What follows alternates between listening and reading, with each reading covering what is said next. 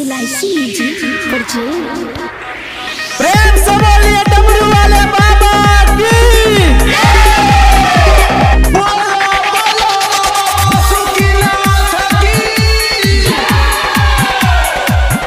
भोला चल के यलिया गोरे हो,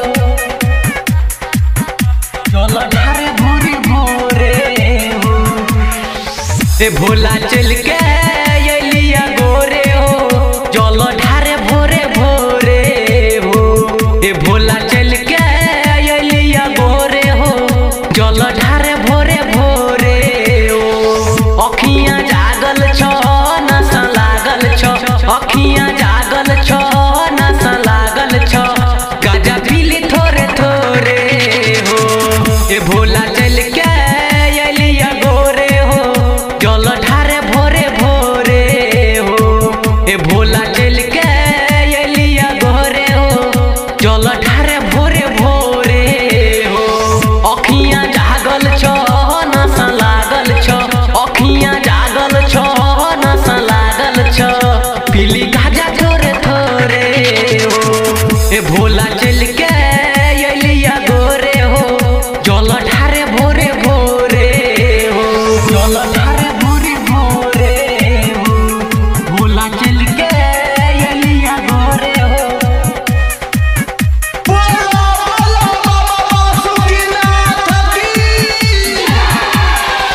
परल भोरा गरल रोरा थोरा थोरा हो। लगलियो हम काबर जोरा जोरा हो।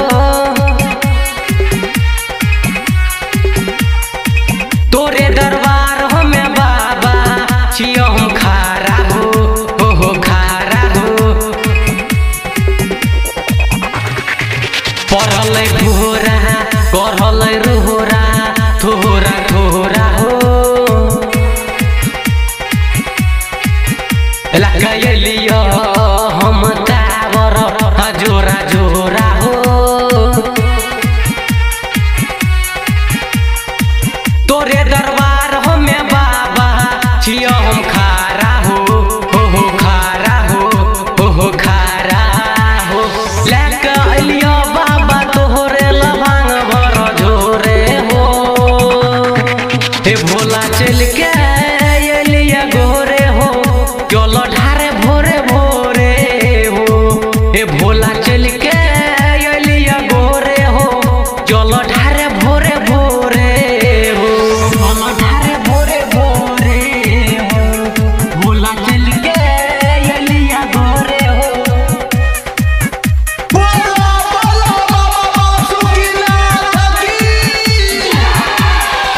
राइटर संतोष संगे ललटू के अलिया संगवा हो। तोहर पूजा करे बाबा पूरा जहनवा हो। पूरा कर दे हो बाबा मोर सपनवा हो सपनवा हो सपनवा हो। राइटर संतोष संगे ललटू के अलिया संगवा हो। तोहर पूजा करे बाबा पूरा जहनवा हो। पूरा कर दे हो बाबा मोर सपनवा हो सपनवा हो सपनवा हो। राजू रंजन को है तोहरा से बाबा हाथ जोरे हो। भोला चल के यलिया गोरे हो, चलो ढारे भोरे भोरे हो।